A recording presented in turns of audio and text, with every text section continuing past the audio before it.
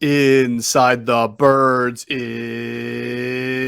back. What's going on, everyone? It's Geoff, Mosher, and Adam Caplan. This is our middle of the week podcast, and we are going to some people might say, unfortunately, we're going to go through the carnage of the Eagles 13-7 loss to the New York Giants at the Meadowlands. I'm sorry, at MetLife Stadium.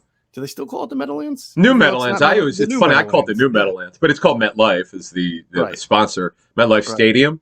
But I call it the New Meadowlands. By the way, them losing that game completely killed a great headline that I was going to have if they had beaten the Jets and the Giants. I was going to headline it Snoopy Sweep.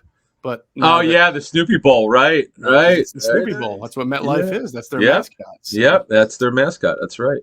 Yeah. All right. But so we got a lot to get through in this podcast. First of all, before we start breaking down the game, obviously the big news over the last 24 to 36 hours, Adam, is that Jalen Hurts has the ankle, which we'll get into. Yep. But, I thought it was pretty interesting. And this coaching staff is, I would say, A, they've been tight-lipped, and B, they've been somewhat deceptive, intentionally deceptive at sometimes, talking about injuries and not talking about injuries. But actually, I'm just going to say that. But they've withheld going into detail about certain things.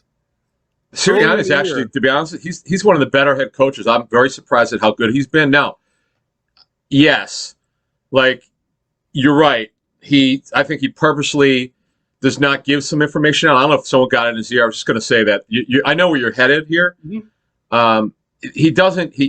It's so funny. He's all of a sudden really, really good. And then he tries to throw a curveball. It's like someone got in his ear or something. It's really odd. Go ahead. Yes. Yeah, I remember early in the year he tried to throw a curveball and it was weird. But either way, the fact that they talked about Gardner Minshew being in the facility on Tuesday to get him ready to play, Tuesday and off day, to get him ready and prepared, shows you that the ankle thing is, if we're holding them to their word, it could be the type of thing that keeps Jalen Hurts out. I'm not saying it's likely. I'm just saying the fact that they've already got Gardner, they had him in there early and working, shows you that there's some uncertainty there. And I hope Jalen can play. Obviously, I don't want him to play hurt, but I just want this. I want him to be able to play every game, finish this out. I don't want to have to wrestle with narratives about, if Gardner Minshew beats a god-awful Jets team, now you got to stay with Gardner Minshew because the playoffs are within reach. They're not going to matter how well he plays, but just so you know. I know. I just don't want to have to wrestle with the whole public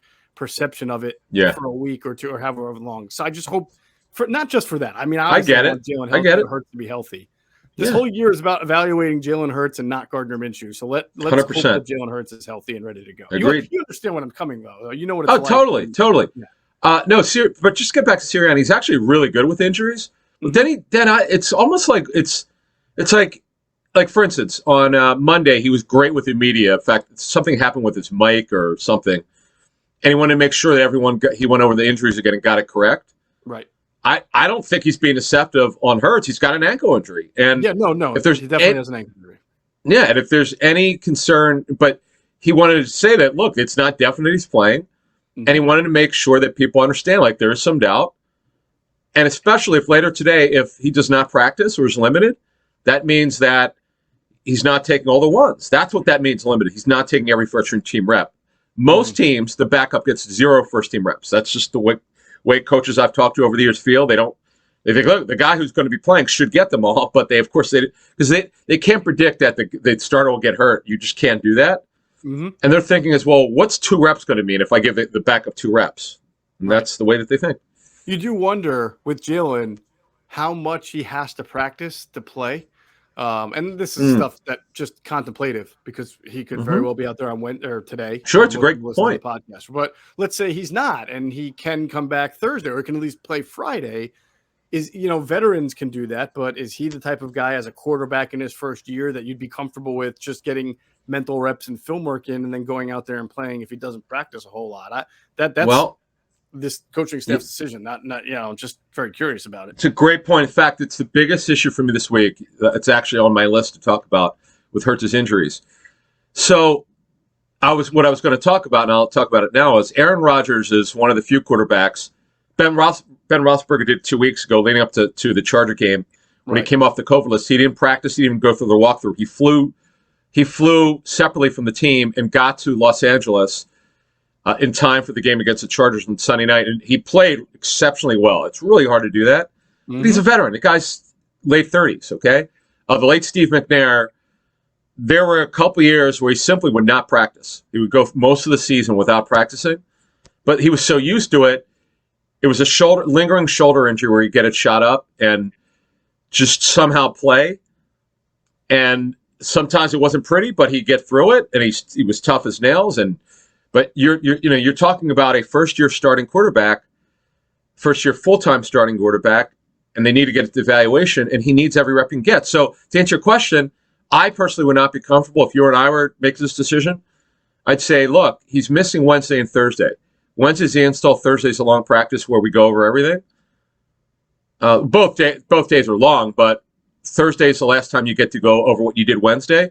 Friday's just a summary. It's less than an hour. It's not long enough. I would be concerned. It's a great question. And that's something they have to potentially wrestle with if he does not practice, but we'll see what happens today and tomorrow. And then obviously the secondary concern you would have, even if he did practice, is he did have a noticeable limp after the game. So if he were still inhibited some by the ankle, and guys play through injuries all the time, but that's such a big part of his game, being able to run both impromptu and off the design runs, especially. Those have been killer lately. If he's 60% of what he used to be, that extra step slow or whatever is an advantage to the opponent, and obviously a disadvantage to the Eagles offense, which really thrives off of his ability to run. Yeah, I personally would not. Again, if you and I were making this decision, I wouldn't let him play unless he got majority of the first team reps this week. Right. Because he just needs the work. He's coming off of 2 substandard games in terms of throwing the football, not running it, but throwing it. And then, as you were saying, not only is he a threat to run, but here's the other thing. And we saw this, we'll get into his mechanics. He had some really good throws in the Giant game, despite the overall numbers, which were horrific. He had some really good throws in one. The pass to Watkins was terrific down the right sideline in the first quarter. Yep. That was a plant and throw ball. You know, if you can't plant and you can't plant correctly, to me, you can't play the quarterback. He's not 4 to 5 years down his career where you go, all right, you know what? He could just handle taking the short practice Friday because he's got enough time and time on task over his career to do this, but not yet as a professional. Right. We will get into the Jalen Hurts evaluation from the game in a minute. I and this is nothing against Gardner Minshew. I thought it was a great move to bring him in as a backup, but we're deep into the season here. The Eagles have climbed back to respectability. Jalen Hurts has had some good games. He had it coming off a bad game. It would just throw kind of a curveball into this whole thing that I don't want to be here for. I just want to see Jalen. Well, for talk, man, you know what's going on. You know exactly what happened to talk radio. I mean, exactly. And bloggers and I get it in social media. You know, is the hero in Philadelphia. So I mean, gosh, Jaws and I mean, I'm old enough to remember Jaws and Randall, Bobby Hoying, Jim McMahon and Randall, Bobby Hoying, AJ Feely. I mean, you go now. The Eagles went up somehow for the life of me. Got a second-round pick for him. That is amazing. It's just one of the best trades. Did we ever talk to Banner about that? How the hell? No, that's a great question. We got to ask him about that. Yeah, that's the next ITB TV. We have to ask him how. I think was Rick Spielman the GM then? He might have been. That's a great I guess when question. you're desperate for a court. Well, Rick is still the GM for the Sam Bradford trade when they lost Teddy Bridgewater. The Eagles had leverage, but it is amazing, man, what teams will do to get a quarterback. That is true. All right. Few notes. Make sure you're checking out our pregame show. It's up on our podcast and YouTube platforms from last week. People are still enjoying it, so that's good. And of course, we'll be back 10 a.m. till noon again. Same time, same place as always. And we're gonna have another watch party. We had fun doing our watch party, and so once the game starts, we'll be there. We gave away a lot of prizes, so we encourage you, if you're listening, and you come, show up. Come to our Twitter account @InsideBirds, and we'll have all the information on where we do it. It's the same place as our pregame show, time, what we might giving away. And if you come up to us and say, hey, I heard you guys were here, I heard it on the podcast, I promise you, you're walking away with something. We will. We have a lot we'll give you. Yeah, in fact, we gave away a beautiful New Era hat, $35 hat. These are the ones that teams wear.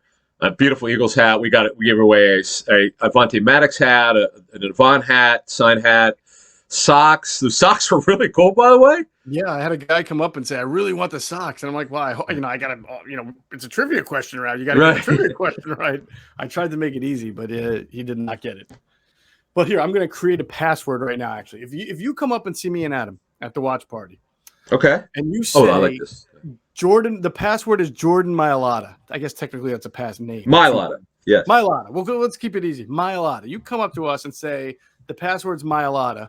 We'll know you heard about this through the podcast, and we will give you something autographed from an Eagle. All right? Come up to us, say Mailata. Now, again, if you want all the information on where our watch party is, it's the same place as our pregame show. You can go to our Twitter account at Inside Birds and get all the information there. You may have to scroll through the timeline a little bit, but you'll find it. IG too, right. We'll put on IG, our Facebook page, all that. There you go. All right. Also, InsideTheBirds.com. A lot of great coverage up there. Adam's got his power rankings up on Tuesday. I thought it was that's when it was up, Tuesday. So it's still Tuesday up there morning. now. Yep. You can check it out. Yep. Tuesday morning. Good stuff there. And please, Apple users, give us a 5-star review. They've been coming in hot and heavy lately. So really good. We're really thankful for everybody giving us the 5-star reviews. The more, the merrier. So if you have a second, it's the giving season. Please head on over to Apple Podcasts and give us a 5-star review. Not 4. Not 4.5, not that 5 helps us the most. So please do it if you love Inside the Birds. And who doesn't love Inside the Birds? Who doesn't love winning, right? We all love winning. It's the holiday season. And there's nothing to me that goes better with holidays than being able to get and give gifts, especially gifts that you won, right? So you go to Deal Dash, the online shopping platform that's actually fun. It's the longest running penny auction website and app around. And some of the things that go on Deal Dash for discount prices are just too good to be true. I'm talking about a car for $900, a brand new TV for less than $2, anything, kitchenware, tools, clothes, electronics. I mean, it's like I said, it's the holiday season. You got to take advantage of the opportunity to really get amazing stuff at really low prices, like $2. I mean, come on. So don't be a loser. Stop paying full retail price for things you want and get on Deal Dash. Go to DealDash.com or download the app. And when you register, use the promo code ITB for a special offer for some bonus free bids. All right, let's get into some quick transactions. Adam, on Monday, the guy played, actually, Jared Maiden from the practice squad. He had his maiden voyage on Sunday against the Giants. He played on special teams, a couple of snaps. I believe that he reverted, but they protected him again with the 3 others, the 2 others, John Hightower and LaRaven Clark, and then Jacoby Stevens, I think, getting his first. To make you happy, they actually protected 4, and Maiden played 11 snaps on special teams only. So Jacoby Stevens got protected. How about that, huh? I think this might be second. Their 4th protection. It's unbelievable. Yeah. So Hightower every week. So what is your take on Hightower? Why would they protect him every week? What is so special about him? I don't know. I mean, obviously, if they like him that much, you would think he did come up for 1 game, did he not? Because somebody was injured. Was it Arcega-Whiteside that was injured? Yes. Yes. Yeah. I don't know. I know that there are people who are clamoring for John Hightower to get in there instead of Jalen Reagor. And I know Nick Sirianni said, look, we still have a best chance to win with Jalen Reagor. And I know it's an unpopular opinion, but I believe Nick Sirianni is right when he says this. John Hightower played last year. He showed that he can get open. He showed that he can drop passes too. So he's basically showed the same thing as Jalen Reagor, except I don't think he's built for the amount of workload that Jalen Reagor can handle if Jalen Reagor's catching the ball.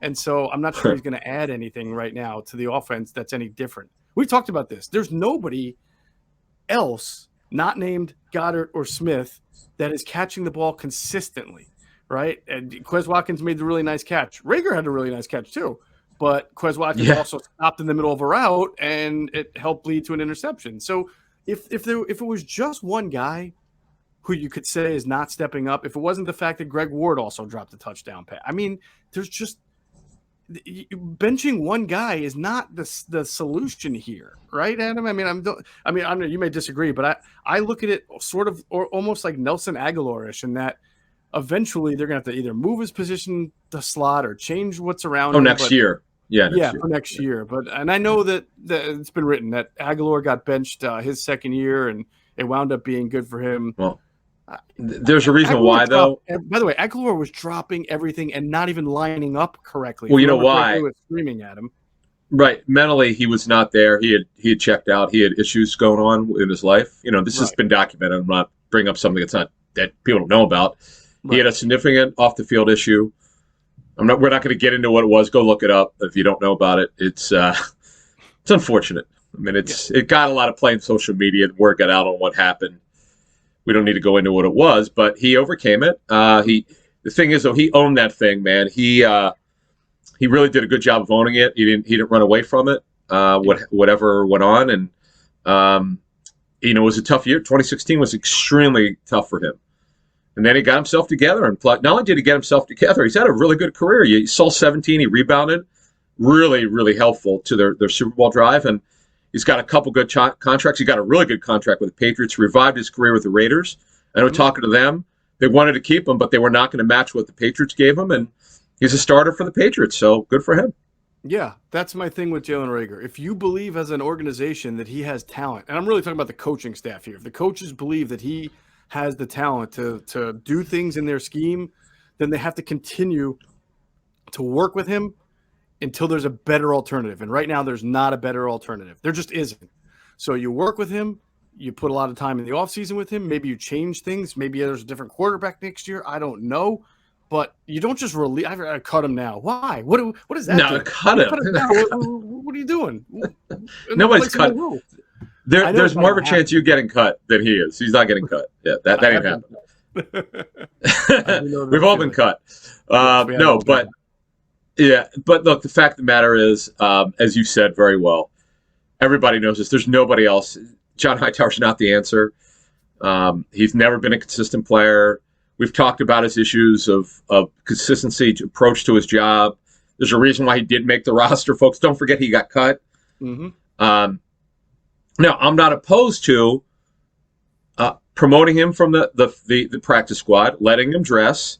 Sure. Even dressing 6 receivers. We know that there's a blocking receiver named Arcega-Whiteside. He catches one every 3 games, but and maybe give him 12 to 15 plays, but the other thing is they're not, they're throwing it at such a low volume. Is it really worth it to do that? I don't know, but at some point, if Reagor doesn't start producing soon and they're not getting anything else out of anybody else, you'll have to try something else. That's the thing. You definitely have to, you got to start looking at other alternatives because they need more production, and they just need to help the quarterback. It's just something else we're going to get into. I think they could do more with him, and they're not doing, but it's to the crisis point with their pass start group. Yeah. Everybody knows they have to get better production, and it's a problem. It's really hurting their. You can't say it's the quarterback's fault all the time. It's I get it. 32 markets, the quarterback's going to get the share of the blame, and whoever's calling the plays, totally get that. But at some point, guys have to do their job and do a better job. The pass target group overall, they got to be better. The top 2 guys are doing a good job, but the other guys have to pick it up. Yeah, I heard it suggested that maybe the Eagles should use Jalen Reagor like Atlanta uses Cordarrelle Patterson. And I would say Cordarrelle is such a big guy that they actually use him as a downhill runner. They'll go under center, and I don't think that Jalen Reagor is built for that, but I could be convinced that you can use Jalen Reagor sort of the way the Niners had recently been using Deebo Samuel. It's incredible. Once Elijah Mitchell got hurt, they were really using Deebo as a hybrid running back and wide receiver. So it wasn't just sweeps and things; it was actually runs out of the shotgun, specific. He was doing inside and outside zones. Right. He's also doing Wildcat. Yeah. No, you're exactly right. Unfortunately, he got hurt, which is always a concern when you take one of the top young receivers in the league and have him play running back. But I'm not opposed to 2 to 3 plays a game, seeing if he can do it. I'd have to either go back and watch the TCU tape or ask someone if they ever did that with him. Mm-hmm. But we'll go over the injuries in a second. You all know about them, but we could give a little bit more context. But the thing about Reagor is all the special qualities that made him a top 40 pick. And again, you can argue whether he should have been a first-round pick. We're not going to argue against it. I mean, if you don't think he should have been, that's fine. Mm-hmm. But the guy was going to go top 40. The special plays to go up the elevator shaft, go get the football. We're not seeing that. The explosive punt returns, where he was arguably the best punt return in college football 2019. Where is that guy? Hasn't been there. It's not there. There's no doubt about it. Yeah. I don't understand. I don't either. I remember feeling that way about. I think I remember feeling that way about Aguilar. It's kind of funny some of the similarities. I remember feeling that as from a punt return standpoint about Jeremy Yeah. Macklin, who it just never translated. He was a great punt returner at Missouri. He could not return punts in the NFL. I don't know why. I don't know if it was a contact thing or whatever, but he just couldn't and didn't. And he wound up being a pretty good receiver, but not a punt returner in the NFL. All right, let's get to those injuries you were talking about. We already went through Hurts. Jordan Howard's got the knee sprain, so we'll have to wait to see how things develop for him this week, Adam. It's a minor knee sprain, so he'll have a chance this week, especially if he gets on the field. If he doesn't, he won't play. That's an easy call. It's either he practices or he doesn't. Sanders re-injured the ankle. Mm-hmm. Sanders has an issue. He gets hurt a lot. They're really serious, but he's got to show that he can play through injury. I get it. He doesn't want to be hurt, but this is something that has gone on with his career here. Last year was a problem. This year it's a problem. I don't remember 2019. Did he get hurt in 2019? 2019 was his rookie year, season. right? I don't remember. I don't think he did get hurt. You know what? Is that he missed all of training camp, right? With the hamstring and the dual ham. We'd reported last 2020 was 2020 spring of both hamstrings. Yeah, strains on both hamstrings. Yeah. So this, look, I get it. He's a running back. These guys get hurt, but this doesn't help you. You need this guy to play. Yep. He's different from everyone they have. As great as Boston Scott's looking, he's been awesome. They don't have anyone like there's no one like Miles Sanders on this football team at running back. He soaks as talented as Kenny Gainwell is. Gainwell ain't Sanders. Sanders is way more explosive. Yeah. And as Greg Cosell told us, he's getting the hard yards. He got hard yards against the Giants, and they need him. Look, they've got a good group of running backs, and they've got great depth. Right. But they need this guy. Need him on the field. No doubt. Speaking of ankle, very unfortunate to see Jack Driscoll's season end again or a little early and he goes on IR because I even forgot this was a rule, but you go on IR twice in one season, you're done. So that is it for Jack Driscoll, who is looking pretty good there and will be a part of this Eagles offensive line going forward. So that part is good to see. But it looks like with Jason Kelce, I think I'm hearing that the knee is going to be all right. Like he's going to wind up playing. We'll see. So that means that Nate Herbig will probably be, unless something happens, will be your starting right guard, I would imagine, against the Jets. Yep, for sure. Right. They don't he would be. And now he has to be ahead of Suapeta. Suapeta is just not. He's just not at the level right now that Herbig is. And Herbig, the penalty on him to take away the Boston Scott touchdown definitely was a penalty. He hooked the defender. Yeah, absolutely should not have done. He should have not done that. Yep. That just was that it had. If he didn't even do anything, he would have scored. That's the That's the thing that pains you.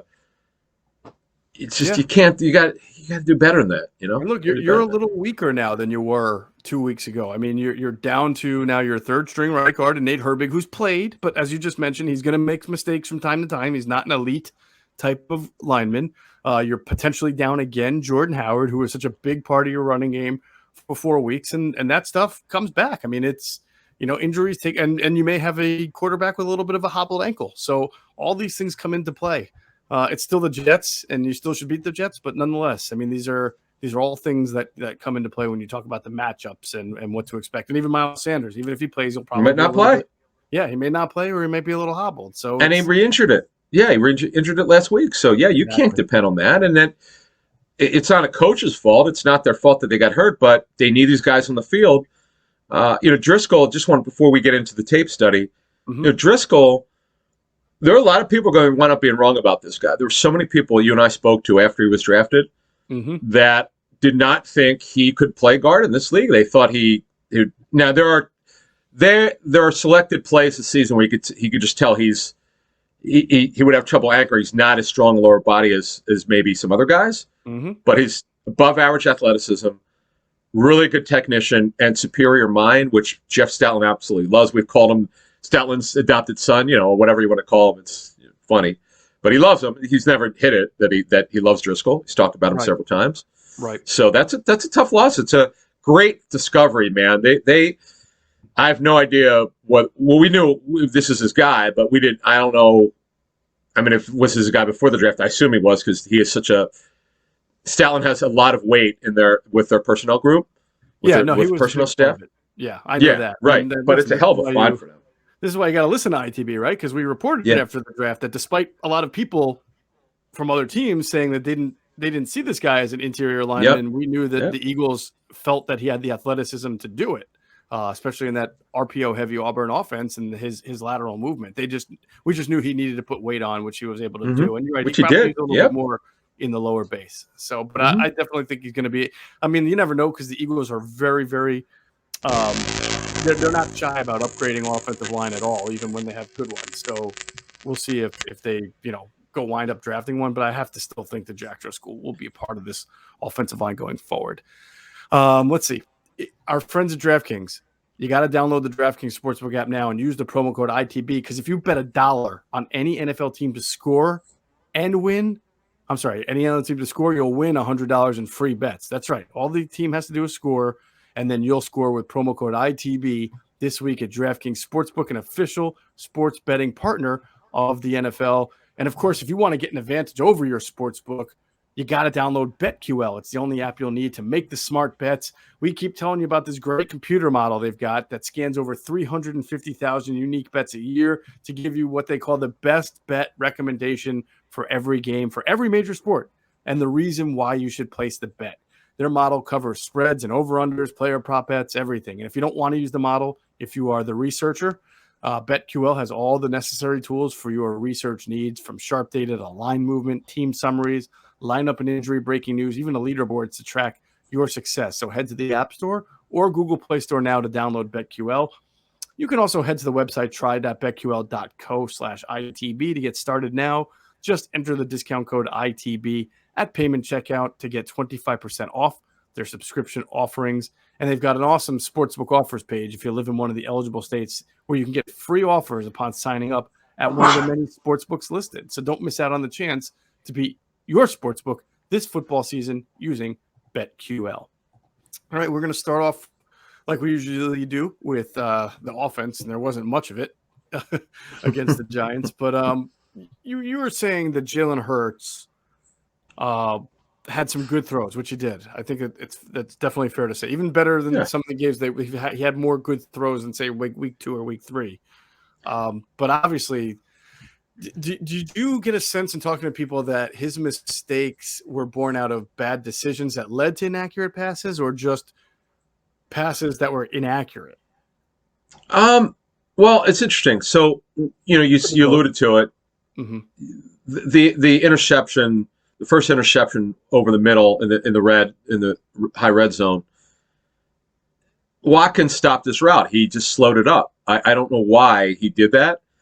Only he can answer that. He doesn't do interviews, during the week. He's not one of the guys who speaks, so it's hard. It's one thing if we were back pre-COVID, the reporters could go up to him, "Hey, man, what happened on that route?"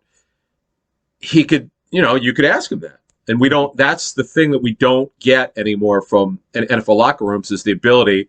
I remember going up to Lane Johnson. It was Clowney was still on the Texans, and he just had a brilliant day against them. I'm like, I asked him, "What did you do?" And also J.J. Watt, and he said that, and he explained what he did because he'd studied them so much.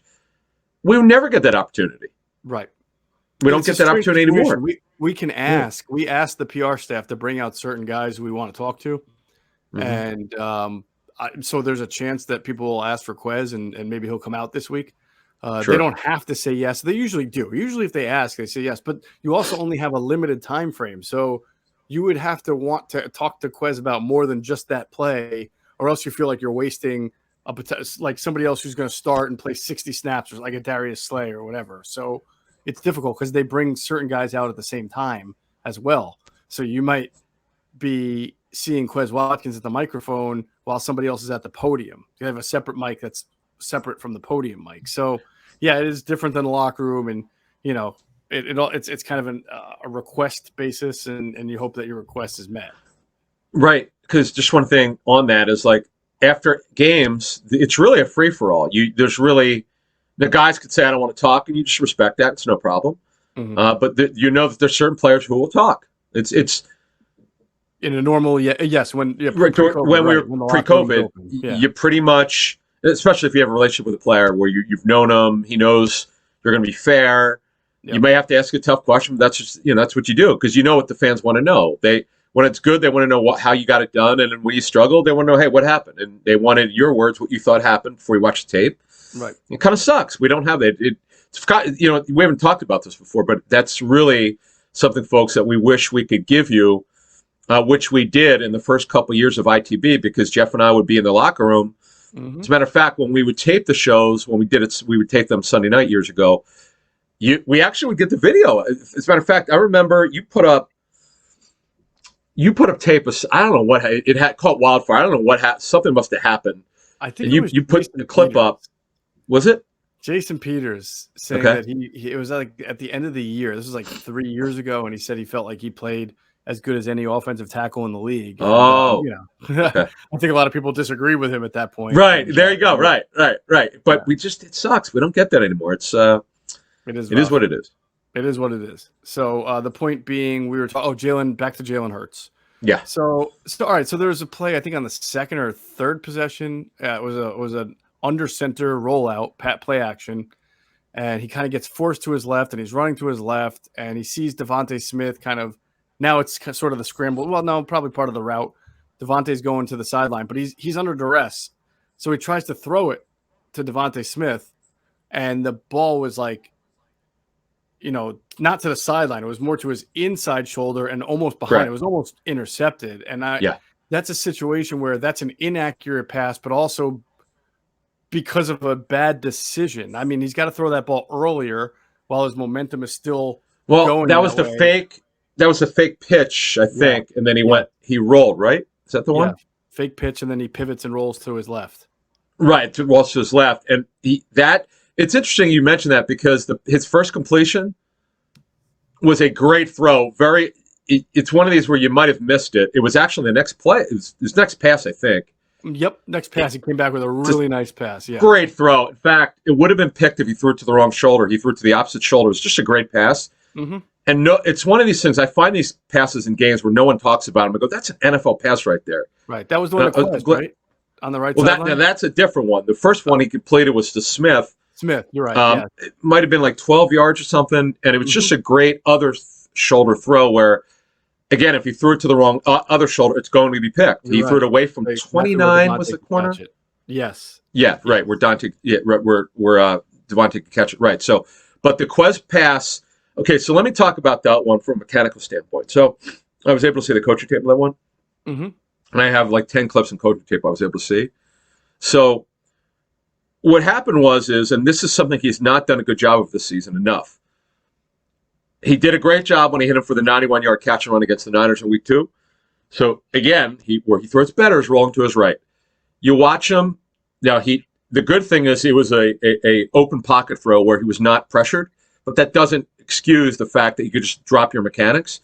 He squared his shoulders. His feet were planted correctly, and he rolled his shoulder and his hips. That is about as good as he's going to get. Mm-hmm. He doesn't have Josh Allen's arm strength, where Josh Allen could get away with some stuff where you watch him, you go, what was that? How did he complete that? His feet weren't set correctly. Right. Well, he's got an enormous arm. He gets away with some stuff. Jalen Hurts does not have that strong of an arm. He's got to be mechanically about 75 to 8% correct, or he's not going to get it down there. It's a great pass to Watkins. Watkins made a great pass. That just is – it shows you what he's capable of doing when he gets his mechanics right, and he's young passer in this league. And this is an example, this game, of the wild inconsistency of him, where you 4 to 5 isolated, really good throws. You go, that's an NFL throw right there. We can win with that. As a coaching staff, they got to feel good. Hey, we can win with him like that. Then there are others, and you mentioned that throw to the left, where he does not throw well to left, by the way. We know that. We have those stats from Next Gen. They're not good. Right. So he just has to – you keep working with him. Coaches Brian Johnson and Patullo and Sirianni just have to keep working with him, and they show it on tape, and in practice they got to rep it. And as you said, there's a chance he doesn't get a lot of those reps this week, and that's going to be a problem. Yeah. I'm curious. Did you talk to anybody about the last play of the game? Because there's sort of a controversy, at least public opinion wise, that he should have thrown the ball to Devontae Smith, who's running. That's a tough throw, though. Crossing route and then an up. He crosses and then goes up once the play starts to break down a little bit. Here's the thing, though. 1,000 times, and I don't. First of all, Bradbury is. And the coach has said this, was kind of, even though he had a step on Bradbury's good and kind of selling the undercut there. But when you have two receiver's crossing over the middle at first, you can't just throw it right away because then there's traffic there. So being open right from the start is not really the advantage on that play. Now, when he sticks his hand up and says, I'm open, he starts to head up the field. But right as he's doing that is when the defensive end is barreling down on him. So he can't plant, stop, and throw because you're going to need a little mustard now because you're trying to lead him up the field. Yep. He can't stop and do that or he's going to get hit. So then he steps up into the pocket. And at that point, he's got to get rid of the ball because he's climbing the pocket here. And Reagor's right there open. I just don't see how it would have taken an amazing throw for him to be able to hit Devontae right there. Honestly, it's real simple. Easy for people to say you just throw it up there and let Devontae Smith make a play. No, that's Rager's got to catch the football off, right? Yeah, we got to stop with this. I know. Rager's got to catch the football. I mean, simple as that. It's a scramble drill. I get it. Rager's got to catch the football. I mean, the pass is right on him. Catch the goddamn football. It's just. I'm with you. He threw to the open receiver. It's absurd. We're not talking about this if he catches the football. I mean, where everybody loves to assess blame, and when fans in the media are on a player, they're just going to crush the guy, and Reagor's the target. Now, I understand it. He deserved major criticism. Right. One drop is inexcusable. The last drop is inexcusable. It's right there. If you catch it, at worst you're at the goal line, and Hurts comes up and he spikes it, and you got time left to try to score right there. And the other one and the other drop. How in the hell we didn't say this Sunday night or Monday morning? We should have done a little better job on this. There was no lights issue. How do you lose track of the football? I have no idea. I have no clue. I just don't understand that. The ball's on him. See, this is. It looks like his eyes are closed. It's like, did he blink at the? Yeah, I don't know that. This is on the player. It's not on Hurts. Right. It's very easy to slam Hurts for the 17.5 passer rating. Okay, it's a fact. But you know what? There are 6 or 7 throws that were either accurate, the route was not good enough, or the ball was dropped. Now he's got a different completion percentage. We're not talking about it looking this bad. Yeah. When people he wasn't good, he was below average, but he was as bad as you think. And with all that said, when people say you can't throw the ball to Jalen there in that situation, I say he's on the field. And earlier in the game, he caught a 21-yard pass. If Jalen Hurts had ignored him on that play and forced it somewhere else and threw a pick because in his mind he decided, I'm not throwing to Reagor even though he's open because he's not going to catch it. What a terrible decision that would be. You cannot selectively decide in the middle of a game, now that I'm not going to throw, especially when he did catch a ball earlier in the game that helped you. So, which is a great catch. Field, it was a great catch. Just like Quez made a great catch. I mean, Quez made a great catch against Denver, and then he dropped the touchdown. Like you don't. Oh, what a great throw by Hurts. Right, you don't not throw it to Quez after that because he dropped that one in the end zone. You can't selectively. This media, or I mean, not some of the media in Philly, a lot of the fans, they just when they want to crush a guy, they don't see real football. They see anger, and they want to blow things up. I get it. That's what some people do, but you're not helping people learn the game. That's the problem. Our job is to help teach you the game as we learn it, and from the people. You'll hear Mark Schlereth later this week. You guys wanted him, we got him. Whether it's Cosell, Vaughn, or Brilliant. This past Sunday, my goodness gracious, they did a phenomenal job. I forgot to mention this. I thought I did, but I want to give you a little bit more detail. Watch the pregame show. Listen to Jason. Oh, no, I did mention on our Monday morning show, but I want you guys to go back and hear Cosell and the Reagor pre-draft tape, and Jason from working with him last year. This will outline some of his issues, and you'll get a better understanding about the talent and the challenges with this particular player. Absolutely. So that's about it on Jalen Hurts. I mean, the interception so there's the one. See, that's why I was asking about inaccuracy versus decision making. You can call his couple were bad. A couple were bad decisions. The interception before halftime inaccurate because it was picked off and thrown into a crowd, but that was just a bad decision. Of course, it's inaccurate when you're just hucking the ball up into the end zone, hoping it gets completed. That was a bad one. Really should have just thrown it out of bounds and then taken the field goal. Right. Yep. Right. I'm trying to think what's the first interception. Yeah, that was the Quez. And then the third. See the interception to Reagor. I'm not sure that should have ever been thrown. I thought originally maybe if he just throws it earlier that it's a completion. I'm just not sure that really should have ever been thrown against that coverage that he saw. So because again, when he throws the ball deep, he has to know that his deep throws hang. They're high arcing throws. Like Russell Wilson throws a high arcing deep ball. That's a moon ball. Yeah, that's a moon ball. Yeah, and by the way, I'm talking about the Russell Wilson of normal, not the one that we've seen. He's struggling. Yeah, he's really struggling. But normally he's a very good deep ball thrower, even one if of the best in the league. High arcing ball, because he knows when the safety will be able to get there and when the safety won't, or what based on what the coverage is. So he's very smart with knowing his own limitations on his arm and when he can throw the deep ball or not. And that's something that Jalen's really got to develop. He's got to have the self-awareness to know he does not gun the ball in, as you were saying. And therefore, if you're going to make throws like that, you've got to make sure you look that safety off way more and then throw it, or that the coverage isn't going to be one that's going to be easy to recover and pick that ball off. The safety stuff is something he's just got to be better with. We don't talk about it enough, but he's definitely needs to learn better to look off of safety. That comes as you get older as a passer. That just comes with time. As you play more, they pointed out. I'll say this: if Hurts is a starter next year, and obviously he's got a long way to go, he's not in the conversation yet to be the starter next year.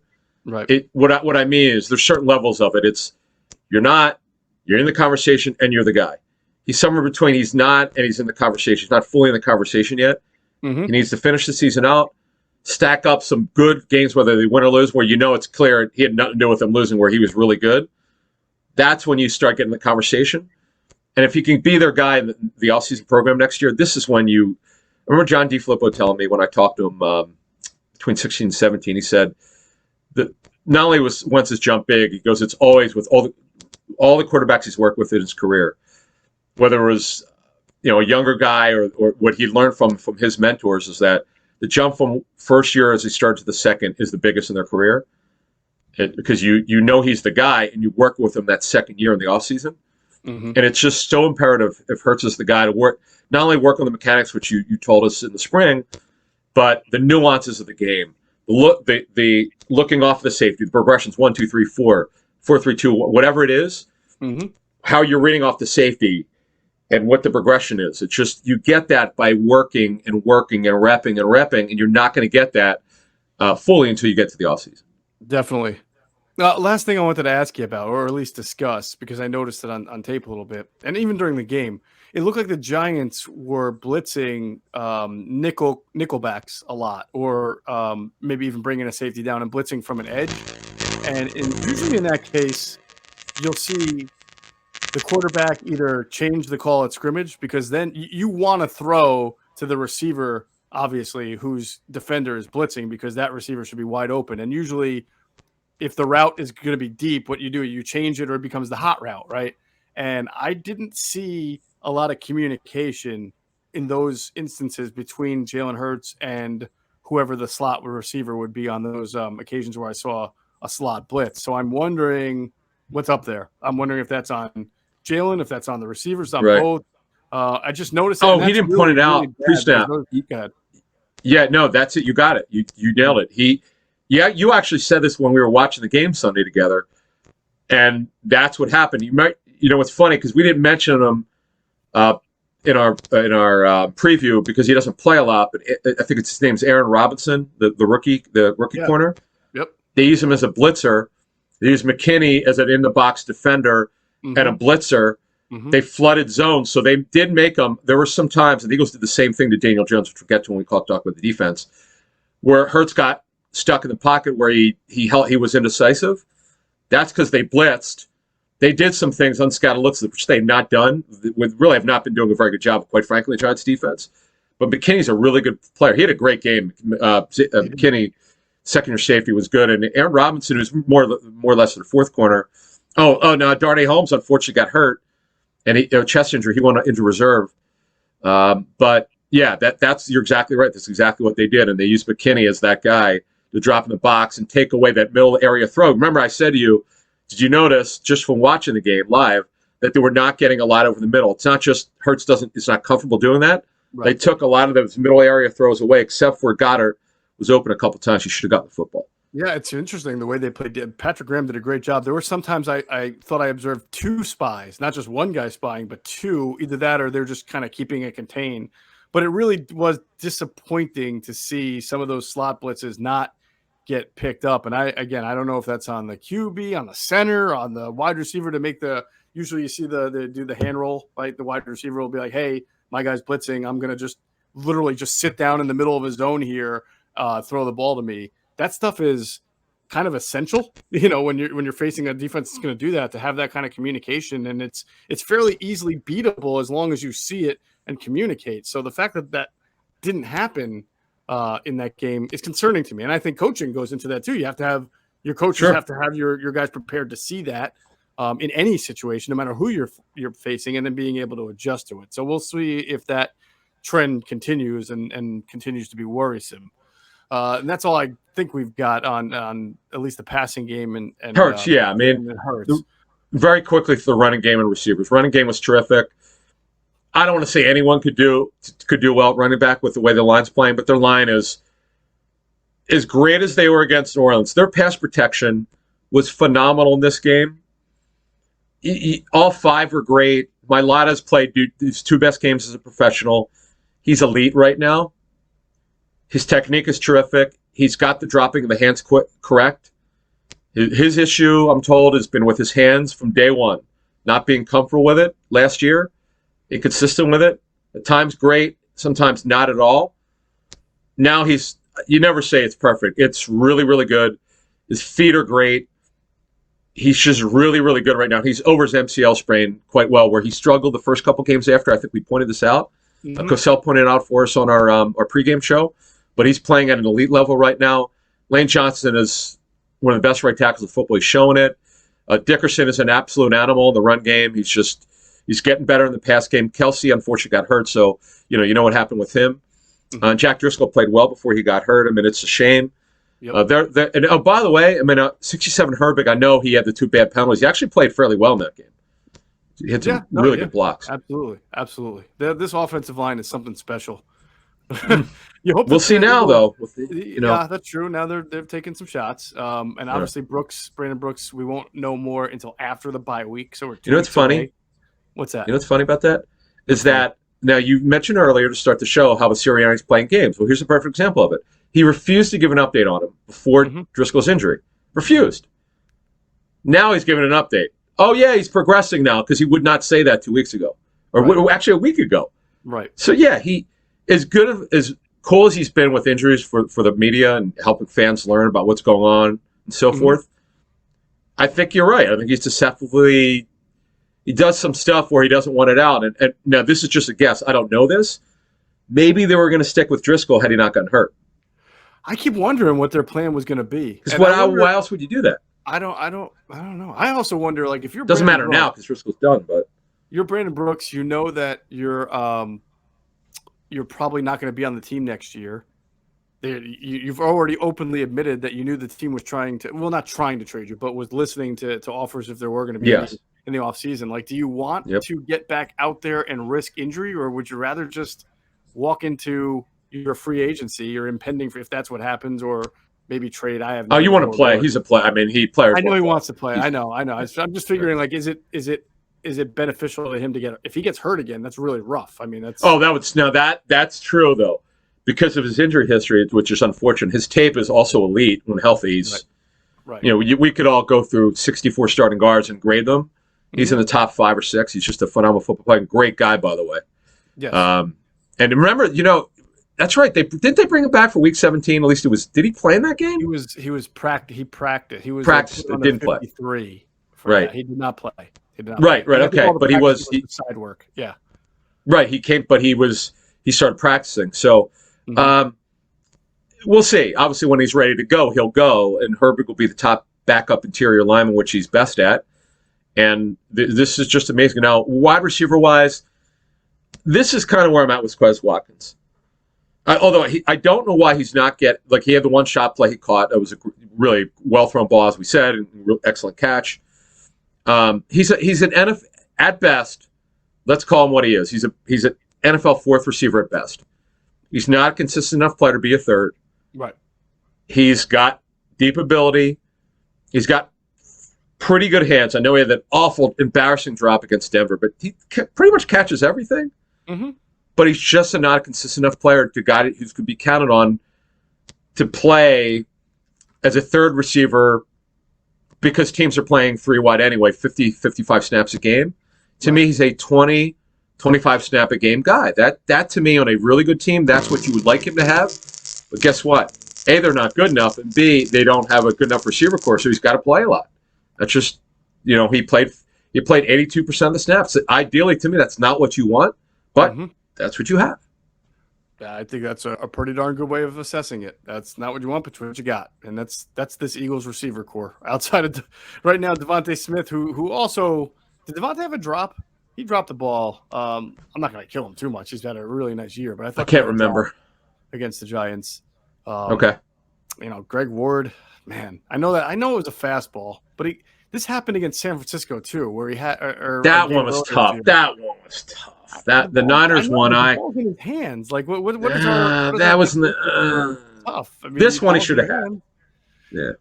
If it was Devontae Smith and it's the same ball, you're thinking Devontae Smith should get that because it's Devontae Smith, right? This game, the Giants game, I said he should have had that. Wasn't easy, but yeah. I agree with your assessment. Even the San Francisco game, I thought he no, that was that to me is that one's up to debate. We could take a poll. 5 people are going to say yes. 5 are going to say no. You're probably right about that. You're probably right. Maybe I'm asking him to be too much since he's not Devontae Smith there, but yeah. Right. Yeah, I want to talk about this running game real quickly because we said it, on our show on 97.5 The Fanatic. We said it Sunday. They ran the ball 33 times for 206 yards. Okay, that's a lot of running and a lot of yards and fairly consistent with what they've been doing for the last 4 or 5 weeks. It is the fewest number of runs. I don't know how many times that they passed the ball over on the last 2 possessions because they were down and they needed to score a touchdown. So I have to think at least 8 or 9 times. So I know Jalen Hurts threw the ball, 31 times, was it? Yep. But it was probably for the majority of the game in the low 20s. So it's not – I think people are getting a little wacky with how they just completely abandoned their run game. But I want to humor everybody for a second. Let's just say let's say they ran the ball 5 more times to get into that 38 range where they averaged. All right, and it's possible. It's very possible. I'm not going to argue anybody who tells me that in those 5 runs, maybe you break one, maybe Miles Sanders is a home run hitter, maybe you get that touchdown. I'm not going to argue that. But if you won this game because of that, right?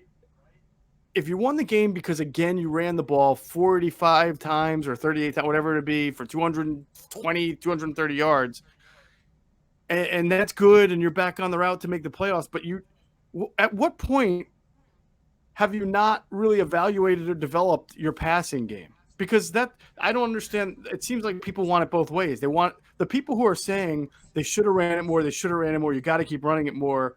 Then what do you get? Why though? That? So that you can get your playoff spot. He scored 7 points. He scored 7 points. I'm actually humoring people. Let's say they ran the ball more and won. So okay, you get your 7th seed, and then you go play the Packers and you lose by 20. Like, what is the point of it? The point of the season, first and foremost, I think everybody would say going into the year was we need to evaluate Jalen Hurts and the passing game. But nobody actually has the patience to be able to evaluate that. So as soon as the Eagles started losing, right, and it was like 2-5, you got to run the ball. And then it helped. They won a few games. They stabilized their offense. And now it's all about let's just run the ball into the playoffs and then see what we can do. Well, you're not going to win anything doing it that way. You're not going to beat the best teams just running the ball 40 times a game. And then you'll have gotten zero evaluation about your passing game and whether it's developed or not. So you can't have it both ways. The quarterback has to throw the ball in this league to be the starting quarterback. So I just can't. I can understand wanting to run the ball more, but then I have to ask you what's your long-term mindset on that? Are you just content to make the playoffs and beyond? But I don't see it the way you do. Revamped? I don't get it. I don't see it that way though. I see it as okay. You're going to develop the guy because he's going to throw. It's not like he's going to have 0 pass attempts. It's what he does on his 31 pass attempts. So, okay.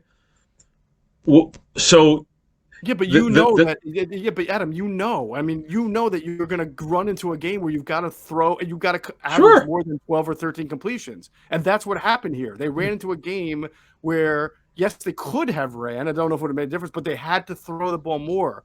That is theoretically what you want to see. You wanted to see. Well, that's what we were asking last week, Pete. It was a great subject on talk radio. What will happen because they're running so much? Where's the evaluation of Hurts? That I agree with. Yeah. That's the part I understand. But again, it's what the tape shows you. The tape shows you last 2 weeks he clearly was not good enough. They're isolated throws where you go, wow, that's a good throw.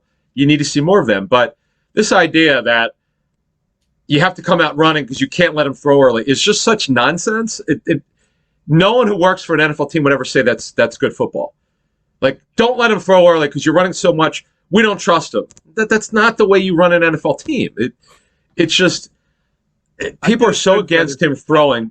I know. I get a sense that if he had won the game and Jalen Hurts had only thrown the ball 10 times and completed 6 of 10 passes, that they would have that it would be great. That's awesome. Okay, we won the game. Back, now we're 500 and we can make play. And I would say, well, what does that mean, though? Right. What does that mean for the year? For the it'll never happen again anyway. That is the most tunnel-visioned approach to viewing a game I've ever seen. Right. That's not helping anybody other than you just won a game. Okay, great. And now you might make the playoffs and you'll lose by 25 points in the wild card game. And then what after that? You're going to say, oh, well, Jalen Hurts deserves another year. Why? So you can run the ball 500 times again? I don't understand. I get that part of it. I get you. But overall, folks, it's not about pass run ratio. We know what the best thing for them to do is dominate the run game, but you can't completely hide the quarterback. This is not long-term sustainability. It's just not. Right. They only scored 7 points. That's not acceptable. And this idea, well, it's Hurts' fault. Don't let him throw the football. That's not the way you run a football team. You have to let him throw the football.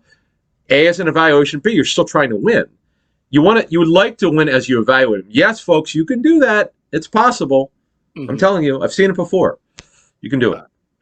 All right, check out our friends at PHLSportsNation.com, enhancing the fans' experience with their coverage of Philadelphia sports. For the fan, by the fan is their motto. So make sure you check them out at PHLSportsNation.com and on Twitter at PHLSportsNation. Let's pause real quick for a word from our other great sponsors, including our friends at Sky Motor Cars.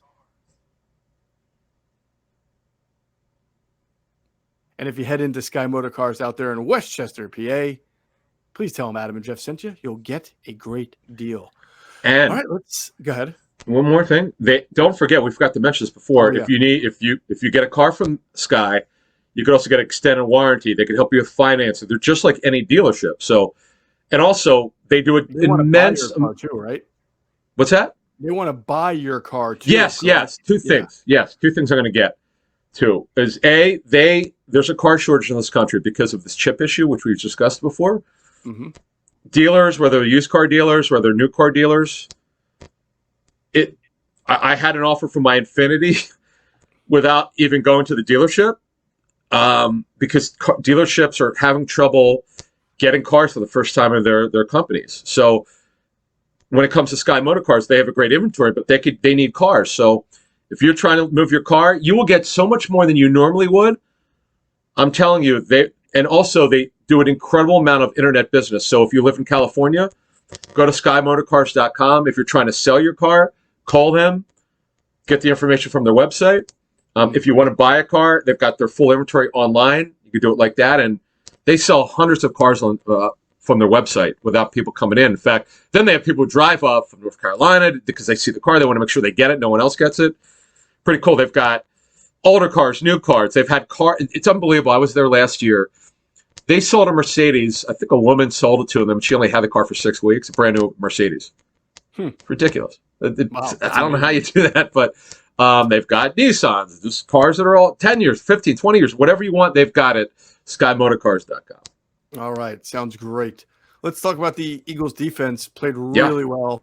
Yep. I like this game, Adam, from them. I know it's the Giants. I know the Giants, were very undermanned. They didn't have Kadarius Toney. They didn't have Sterling Shepard. I get it. Sure. Saquon's a little hobbled. But I liked this kind of I don't know how much they blitzed, if much at all. but they just played a stout level of defense. It's like a cold, sort of late fall day, right? Division team, the winds are always swirling at MetLife, and they just came and they knocked some people around. There were only about 2 plays that were really good plays for the Giants. That was one of them was gimmicky, the tight end screen to Evan Ingram. The other one was Barkley just broke one for 32 yards. Other than that, Galladay, for all the talk about this offense is going to be all about Galladay. 3 catches, 50 yards. Most never got behind anybody. Always in deep crosses and stuff. That was a very fundamentally sound game that started with the D-line, I would think. Yeah. Barkley had 12 runs for 8 yards and 1 carry for 32 yards. So they did a great job against him. And see, I know he might have been hobbled later in the game. They got him early, man. They did when he made the 32-yard run was a beautiful cut. He looked healthy there. They had the zone cuts cut down when he tried to cut back on inside zone. They had him really good. They did a good job on Booker. When Booker came in, Daniel Jones got him on a couple runs, including the 14-yarder. Okay, he's got really good straight line speed. Okay, I get it, but he didn't kill him like he has in the past. Nope. Milt Williams was the star of the game. Didn't see that coming. I know he's improved incrementally. Here are the notes. He was good against the run, especially, right? Yeah, 93. Milton Williams flashed again. Relentless speed.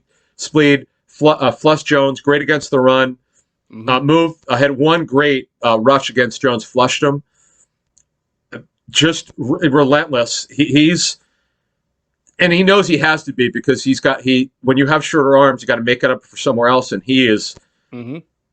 It's hard to measure him unless you watch the tape. He's the kind of guy that you won't put up great numbers, but he blows plays up, and he looks like he's going to be an impactful player from this draft class.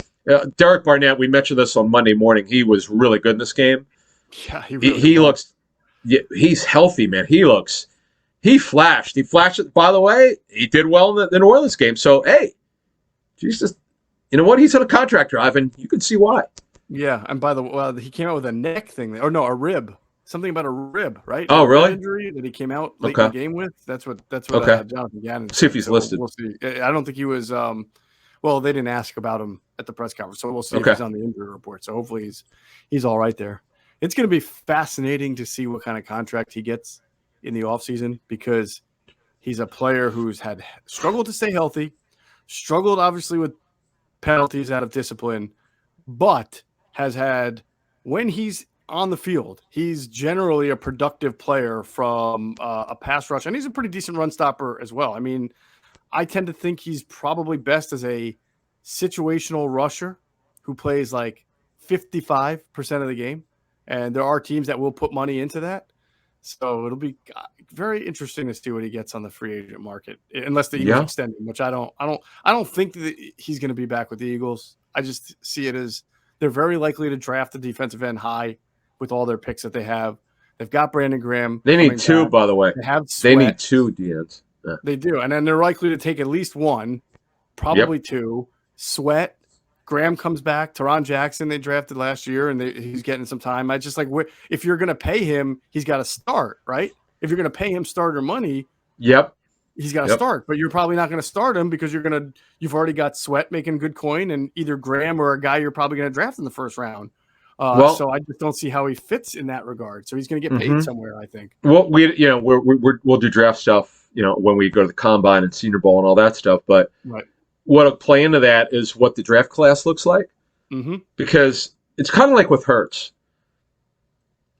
Even if you want to move on from him, that's fine. But is there someone who in the draft who's better than he is? That's that's what you have to evaluate. It's very easy to say. You watch him, you go, look how consistent he is. How does he miss this throw? Guys were open, he didn't throw it. Then you see some really good stuff, and you go, do you want to continue to work with him? Right. Or do you think you get someone better than him? Well, Derek Barnett is an explosive player. He does make mistakes. Also, the other thing we should mention, he has trouble sometimes keeping his weight up. It's another issue. Look, it's not that he's not a clean player, as they say, in terms of challenges. There's some good, there's some not so good. His upside is good, not great. You have to. So that's when you have to put a contract together if you're going to bring him back of what you think he's worth. And Drew Rosenhaus is his agent. Drew will have his own number that he wants. And look, the thing is, he might make more money from another team than the Eagles, even if they're interested, because Pass rushers are hard to find, man. They usually don't make it to free agency. Oh yeah, he's probably going to get a multi-year deal. Now it might be front-loaded, but the bottom line is he'll probably get at least a 3-year deal in free agency. So that's why. I mean, who knows? We're far from there, but I suspect they'll get a deal that the Eagles are just not going to find matchable based on where they're headed at that position. But we'll see. The linebackers did well again. TJ Edwards did well again. I said it on the pregame show. I didn't think that there was going to be a huge drop off from Davion Taylor to Alex Singleton. They're different players, but they're both productive in different ways. And Alex Singleton was productive. He had 12 tackles, 3 for a loss. He had a pass breakup. I thought he played well. Yeah, he was. He was all over the place, but Taylor's faster to the ball. That's the only difference. That's the discernible difference between the two. Yeah, absolutely. But Singleton is a sure tackler. It's just that what happens is sometimes he would overrun it. Not in this game, but some of his issues have showed up, in previous games. But this game was pretty solid. They were really good. They were a very disciplined defense. They didn't pitch a shutout. They weren't perfect, but their front seven played a very, very good game. And T.J. Edwards is a solid football player. He he got a 1-year extension. He would have been here anyway. They were going to tender him anyways, restricted free agent. But he's definitely going to be back next year. Mm-hmm. And finally, the defensive backs, they're just really good. And by the way, they're playing more man coverage every week. They're disciplined. They just are playing with a lot of discipline, which they were not playing with in previous weeks. Mm-hmm. The second half of the last game against the Saints, I don't know what to say about that. That's when they're playing softer. They're not, they're trying to keep everything in front of them. Where here, Slay was not going to let Galladay beat him deep. He didn't. He knocked away that would have been a touchdown. It was right on him. They're very sticky in coverage in this game. It's just the disguise was good. They covered the right area. They matched the right area. They're just disciplined. They're carrying the right way in their zones. This is the stuff they were not doing well. They were not this disciplined early in the season. You know what? This is what happens when you have a new coach, particularly a new D coordinator, who's trying to figure it out as he goes along. Yep. He's showing more and more trust in his defensive players because he's willing to do things he wasn't willing to do earlier when we were killing him on it. He was deserved to be crushed on it, right? Yeah, man coverage, single high safety, all that. I mean, blitzing. I mean, it's almost running an entirely different defense at some times during the game. So credit to Jonathan again figuring it out. I suspect it'll get a little bit difficult for him going the Washington games because Heineke's a little bit of a gnat. He is an athlete, man. He is a scrambling soup. I'd have to. Scott Turner, when I saw him in training camp, I think Scott said he might have run a 4.48 40.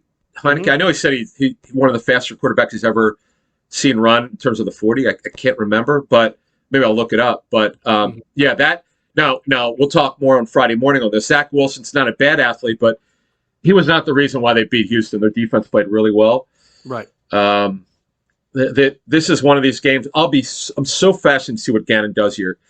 Because Zach Wilson's clearly not ready. To me, I'm throwing the kitchen sink at this kid. I'm coming for him. I'm coming for him. Giving him the Luke Falk treatment. Exactly. Ironically, the same. I would yes, 100%. I'm bringing it high split percentage of the season. I'm bringing it. I'm making him beat me. You know what? Hey, you do. Schwartz was blitzing fans from the stands in that game, man. I thought there were 20 people on the field. I'd have to. I thought it was 50% of the snaps. I could be wrong. I know it was a crazy high number against Luke Falk. It was 10 sacks, right? 10 sacks. I think so. 10 sacks, 2 interceptions that were a touchdown recovery. Scandrick. I'm just, you know that phrase in baseball when you're hitting a pitcher really well and they say everybody's racing to the bat rack. I can only imagine that week in practice, everybody, seeing going the game plan, seeing what the blitzes were, everybody was like, "Oh man, I can't wait until he calls my number." Right, I want to be that guy. Yeah. So that was crazy. All right, man. Then we'll talk more about the Eagles-Jets game in our next podcast. That'll drop Friday at 6 a.m. That's going to do it for this episode of Inside the Birds, the leading podcast in Eagles Intel. Big thanks, of course, to our producer, Hunter Brody. Check out his work on YouTube. His channel is called Sports Talk with Broads. He's got a website called broadsmedia.com. And as always, we thank you for flying with us inside the bird.